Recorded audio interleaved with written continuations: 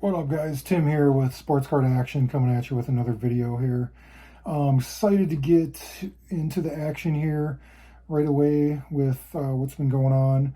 I'm going to update you on some of my predictions that I had made in the past and, how those predictions turned out.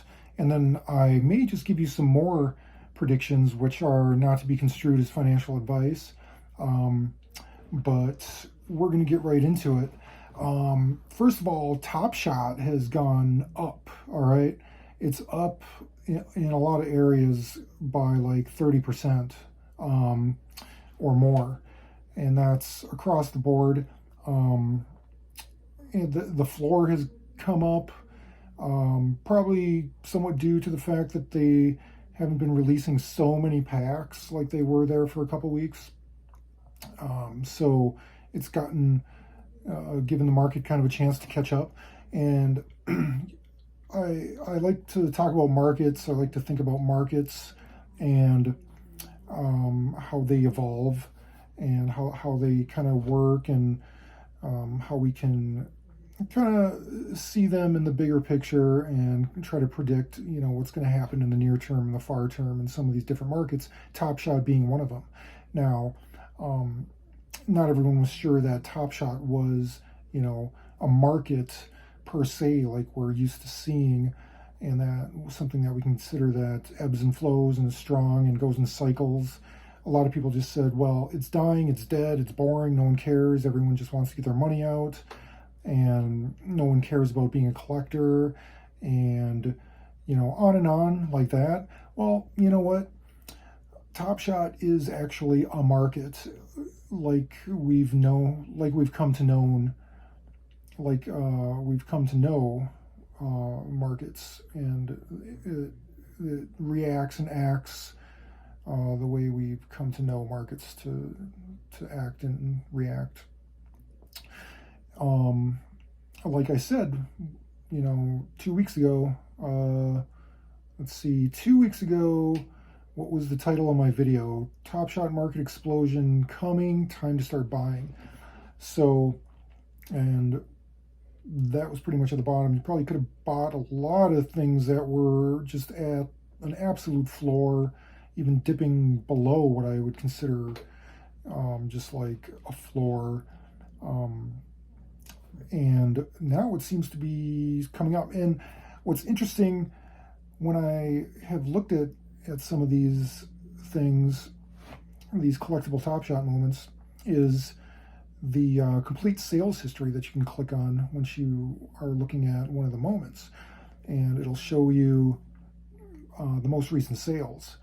And you can scroll down and look at further back ones, and it'll show you all of the sales that occurred today, and all of the sales that occurred yesterday and the day before and the day before, so on and so forth. And what you'll find is, even on a lot of these ones that have gone down and down in price, which is, normal in any market, especially a new market with a lot of new buyers, a lot of retail buyers, a lot of paper hands out there that are scared that they have money in there that they want to get back out of it, even if maybe they originally went into it thinking this would be an investment. But and I know this because this is how I think a lot of the times, and it's hard not to think this way when you put money into something that you're looking at as an investment. But then usually 2 months goes by, and all of a sudden you panic and you want your money back. That's just human nature. Not if it's going up. If it's going up and up, then we forget to take profits, like I did, which I've admitted. I forgot to take profits, which, that happens too. But, at the time I was just greedy, and I knew that I should, but I was like, it had been like literally 10 days since I had purchased my Series 1 rares, which I purchased knowing that this was going to be a long-term investment, and I was just getting on a roller coaster, and whatever happened, I was along for the ride. So 10 days in, and a lot of those moments were up 5x, 8x, 10x. And I was like, where's it going to be, a month from now, 2 months from now, come playoff time? I was thinking come playoff time, I could do a little selling. Much to my chagrin, we found out that, things happened a lot quicker and the market spiked and then started to come down. We still had time to sell at the top. We had plenty of time to sell. But did we? Well, I didn't. I held strong. I've held everything strong. I haven't sold any cards. I haven't sold anything. I've got NFTs.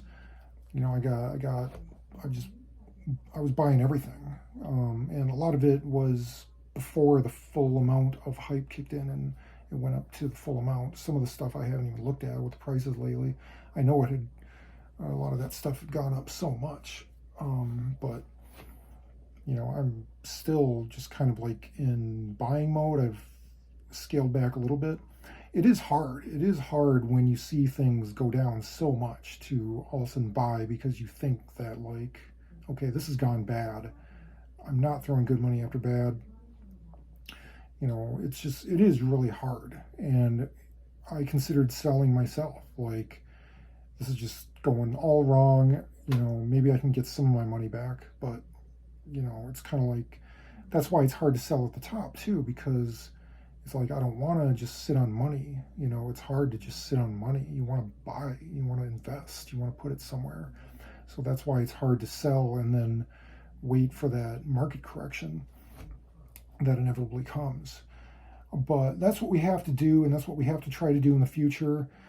Yes, we want to hodl, and we want to have our core investments, like Series 1 things, like Bitcoin, like Ethereum, like, stocks, even when the stock market is up and we're at a nice high plateau right now, you don't want to be all in, but you do want to have your core holdings. And then you can't feel bad about that, if the market does dip, because you have some, supposedly, some cash on hand in order to buy that dip. Because we've all been through it, even if you haven't been in the market very long, whether it be the stock market, the crypto market, the Topshot market, the whatever market. We know that, things get so bad that you can't believe that they can ever get good again. And that's kind of where we were in Topshot. But, like I said, I'm looking at some of the things right now, and I'm looking at some of the sales on some of these rare Series 1s that go for, $1,000 or more, where we haven't seen any sales. If you look at the recent sales history, you hadn't seen any sales on some of them in over a month. And then now all of a sudden I'm seeing, 5 sales in one day and, 10 sales over the last 4 days, whatever it is. This is a market that isn't going to just die, okay? I mean, it might, but probably not, So you got to think of it like that. It's hard to think of things long term. What's this going to look like in 5 years? Okay, Topshot is probably going to be still there, and the NFTs, they're not going anywhere. People are still going to be buying, and think of it this way: we're in the accumulation phase. That means the people that are buying now are most likely, a lot more likely to hold long term rather than just, oh, I want to get in, I'm FOMOing, and then, like I said, 2 months later, you want your money back. You're like wanting to get it out. Funny that doesn't happen when you buy, a bracelet or a watch or a car or some clothing that's too expensive or some shoes. That money's gone. But the fact that, we buy something that can have future value and all of a sudden we panic and we want our money back, even if it's, a fraction of what we originally invested. It's just like, I see that. I see it in myself. I see it in the market. And you can't fight the market, so you got to wait for it to go down. all the way before you buy. You got to wait for it to go up all the way before you sell. But then you have to have conviction, and you got to be willing to keep some cash on the sidelines. Which that's like maybe one of the hardest things to do in an up market when things are looking rosy. When things are looking rosy, have some cash on the sideline so you can just wait for that correction, wait for things to just tumble and tumble and tumble till everything just looks horrible, and you can just sit back and laugh and be like, all right, I'm ready to buy, baby. Let's do this. Now, what do I see as far as the future of Top Shot, short term and near term?